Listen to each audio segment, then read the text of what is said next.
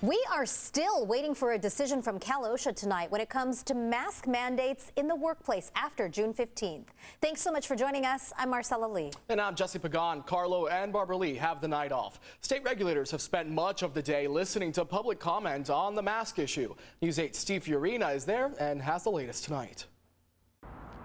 Hours and hours of opinion at a virtual hearing. Callers given 3 minutes to make a point.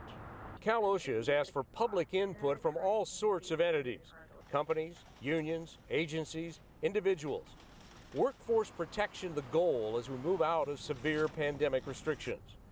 Calls for mandatory masks, perhaps till the end of next year.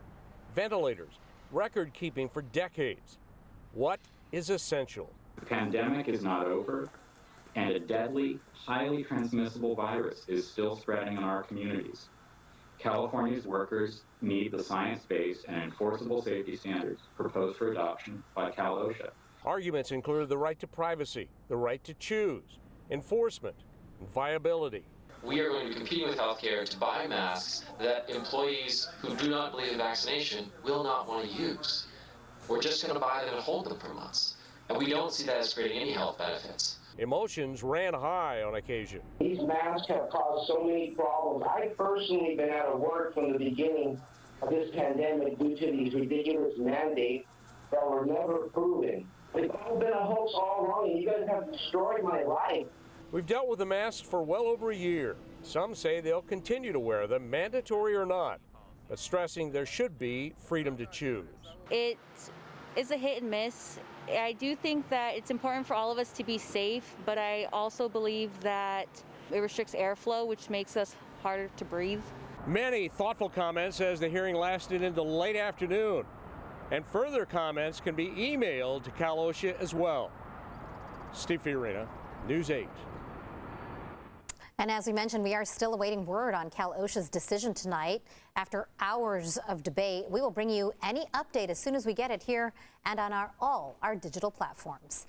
And when it comes to masks, parents also have questions. They want to know if their children will still be required to wear one when they return to school in the fall. What the California Department of Public Health is saying tonight, that's coming up in our second half hour. A North Park man will now get some long-awaited unemployment benefits after News 8 jumped in to help. After getting the message, David Gottfredson reports he got to work with the help of the state legislator's office. That man is now collecting his money. USD, released me in May of last year. So yes, related to the pandemic.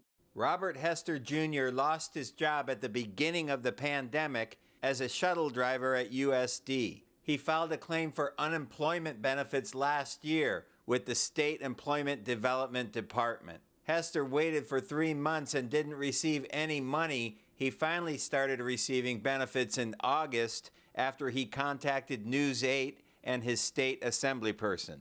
Well, I'll be able to take care of some of the bills that I've been not being able to take care of, and so that's helpful. Now, 1 year later, he had to refile his claim as required by EDD. Once again, he waited.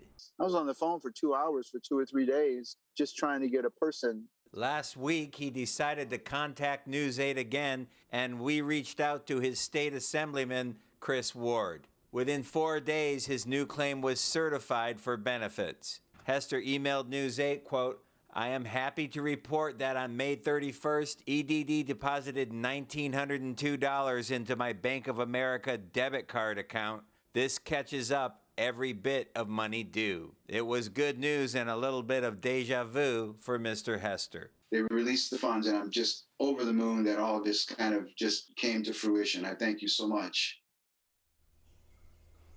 Robert tells me he never found out why his EDD account was frozen. But again, just days after contacting the office of his state assemblyman, the benefits resumed. So that's always good advice. Contact the office of your state legislator if you're having problems contacting EDD. Jesse? Now, David, we know people have to refile a new unemployment claim after just 1 year. So you got any tips for people coming up on that 12-month mark? Well, first of all, EDD is supposed to notify you when your 12 months is up, and they'll notify you online when it's time for you to refile that claim. As soon as you get that notification, do not delay. File the new claim immediately because it can take 2 or 3 weeks for the benefits to resume. David Gottfriedson getting to the bottom of unemployment for us. David, thank you. Today, District Attorney Summer Stefan unveiled a new app that aims to help local law enforcement interact with diverse communities across the county. It's the Cultural Awareness Project, also known as the CAP app. The hope is that it will help officers communicate with people in non-emergency situations. Understanding a person's practice of cultural norms can help officers quickly build trust and improve communication. And communication is very important in terms of building trust and having respectful dialogue with our community. The DA says there are 11 communities represented on the app with the ability to add more in the future. There is a dog fight over a San Diego dog park. Fiesta Island is on the Coastal Commission's agenda to bring in new development, but News 8's Kirsten Holmes found out people who use the park say they're not on board with the idea and they want your help. I think development that would come in here would wipe out that 60-year tradition, take away our dog park, take away everything. So leave it alone. That's how Steve and his wife Kathy feels about the Coastal Commission's idea. They've been using Fiesta Island Dog Park for the last 20 years and say development would just mess it up. In my opinion, I think that it's a bad idea to take away one of the few sanctuaries that we have left in this county where people can just interact freely with their dogs.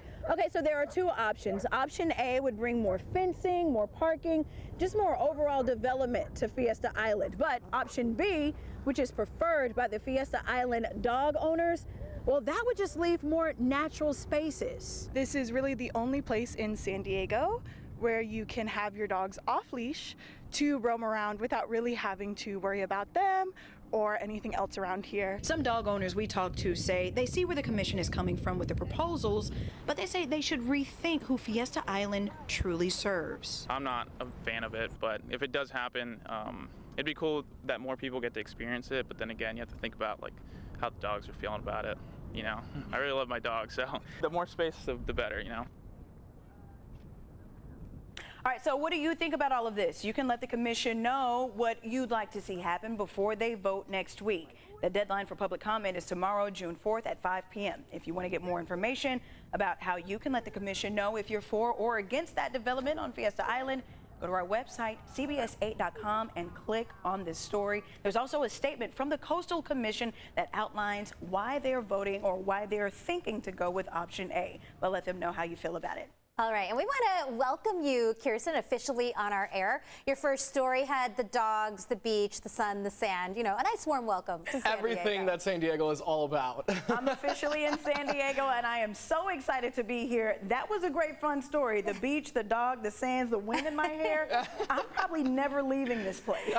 And now, Jesse's been here for just over a month. He can pass the baton, right? I gotta hand the baton over to you.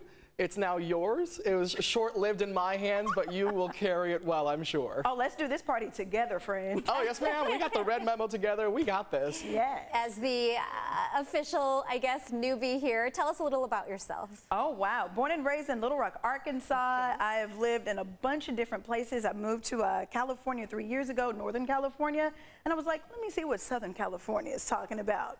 Yeah, and you here I actually am. worked at our Sacramento sister station. I absolutely did. I'm in the Techna family. It's the company that owns a lot of stations, or this one right here. And I'm like, let me see what San Diego's talking about. And so far, the food is so good. So if you have restaurant recommendations, let me know on my Instagram, my Facebook, my Twitter. I like to eat, y'all. Lots to explore. We have that in common. If you, Kirsten will be our weekend evening anchor alongside Steve Price. You can watch her every weekend evening. We are so thrilled and blessed to have your energy, your light, your positivity on our team, and we're just so happy to have you here, Miss Lady in Red.